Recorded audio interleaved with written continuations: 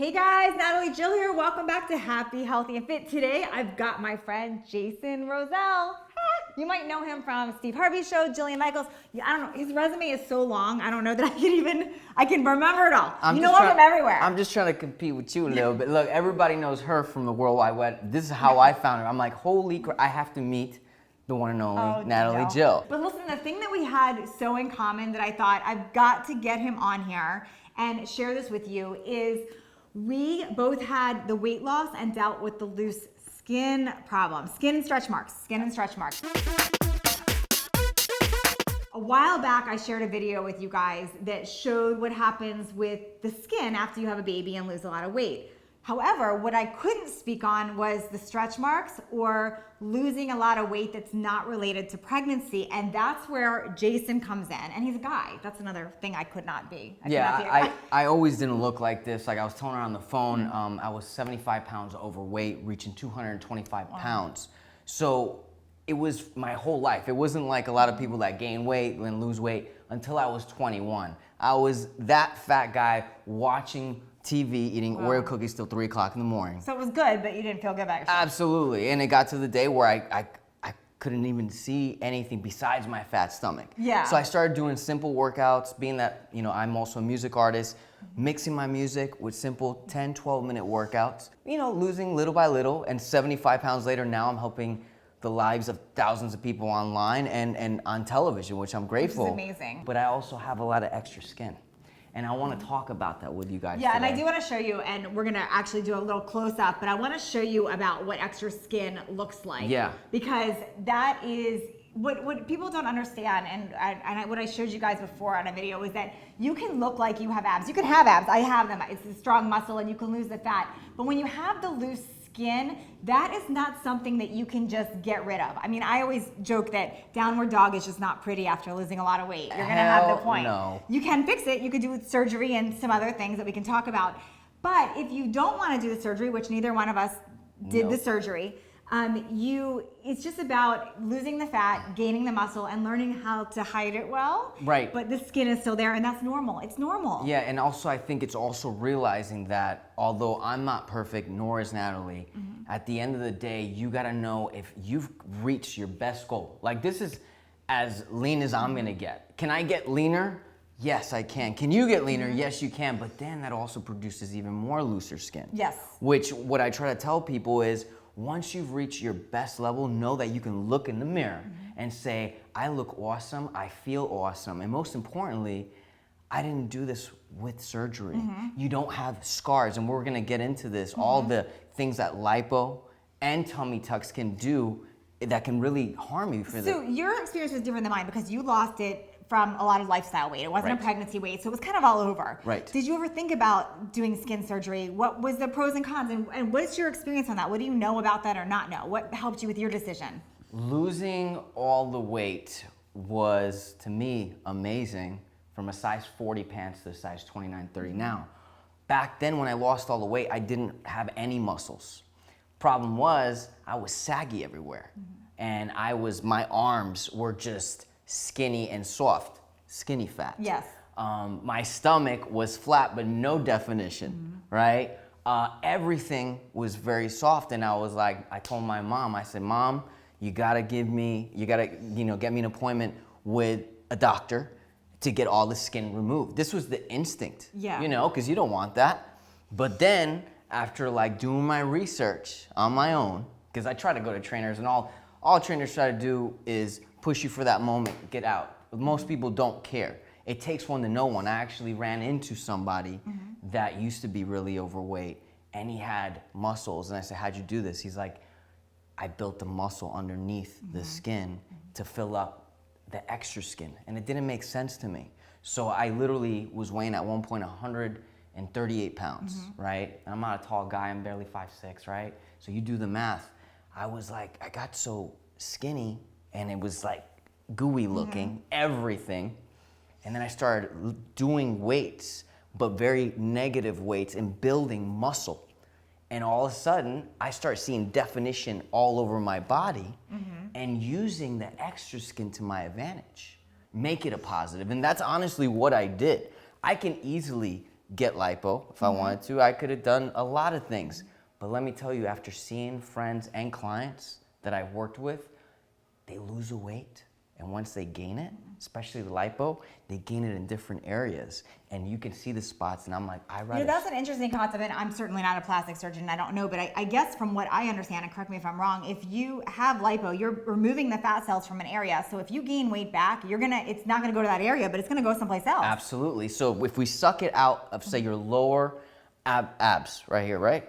And we put it in a different area, when you gain the weight, you're gonna get dimples, as is one of the side effects in the back of your legs. A lot of people do it different ways, but for me, I can sit here all day and flex for a shoot, but as soon as I sit down, I still have extra skin, and I can't do nothing about it. And it's not, and this is a great thing to tell the audience, how to know if what you have is fat or skin. Yes, how does somebody tell? Because I know when someone sends me a message and says, how do I get rid of my lower body fat, lower belly fat?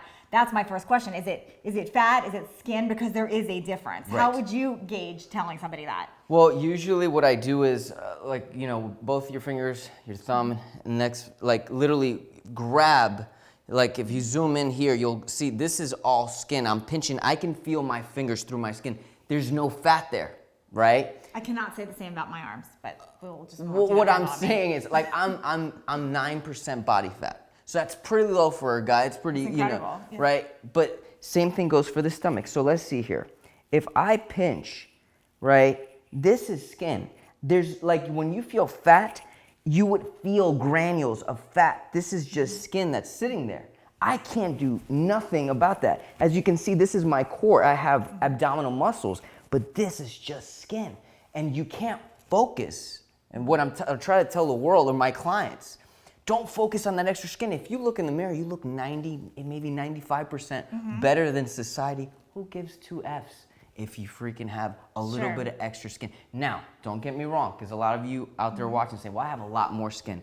That means we have to determine, do you need to lose more fat? Okay. Or have they lost enough fat? No, in fairness, because I do see people that lose massive amounts of weight, 200 pounds, massive amounts, that there is a lot of skin. I mean, it's just skin. Yep. What would you advise there? Because to me, I would think surgery might be the only thing to do with that. As long as they have done everything to their power prior to getting to surgery. Let's talk about last resort.